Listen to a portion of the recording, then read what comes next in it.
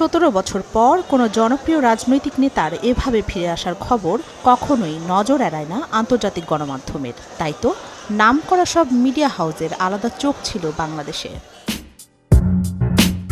যুক্তরাজ্য ভিত্তিক বার্তা সংস্থা রয়টার্স তারেককে আগামী ফেব্রুয়ারির নির্বাচনের পর সম্ভাব্য প্রধানমন্ত্রী হিসেবে বিবেচনা করছে। সাম্প্রতিক জরিপের কথা উল্লেখ করে বলা হয়েছে, ফেব্রুয়ারিতে অনুষ্ঠিত হতে যাওয়া নির্বাচনে সর্বাধিক সংসদীয় আসন নিয়ে জিততে পারে বিএনপি। বিবিসিতে প্রকাশিত খবরে তারেক রহমানকে আসন্ন নির্বাচনে বাংলাদেশের প্রধানমন্ত্রী পদের অন্যতম দাবিদার বলে উল্লেখ করা হয়।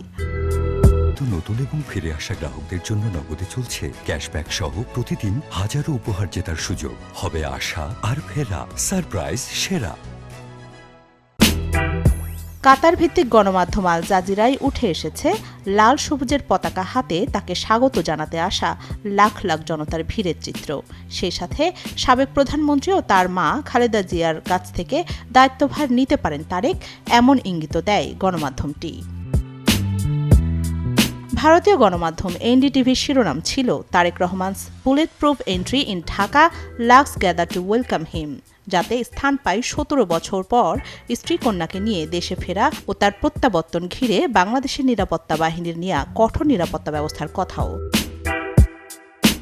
এছাড়া পাকিস্তানের গণমাধ্যম ডন, তুরস্কের বার্তা সংস্থা আনাদোলু, আরব নিউজ সহ বিভিন্ন আন্তর্জাতিক গণমাধ্যম প্রকাশ করেছে বিএনপির ভারপ্রাপ্ত চেয়ারম্যানের ঐতিহাসিক প্রত্যাবর্তনের খবর। বিশেষজ্ঞরা বলছেন, গত বছরের আগস্টে শেখ হাসিনা সরকারের পতনের পর পরিবর্তিত রাজনৈতিক প্রেক্ষাপটে তারেক রহমানের আগমন বিএনপির সাংগঠনিক কর্মকাণ্ডকে আরও বেগবান করবে, পাশাপাশি প্রভাব ফেলতে পারে আগামী নির্বাচন তথা রাজনৈতিক সমীকরণেও। রাখি জেসমিন, চ্যানেল 24।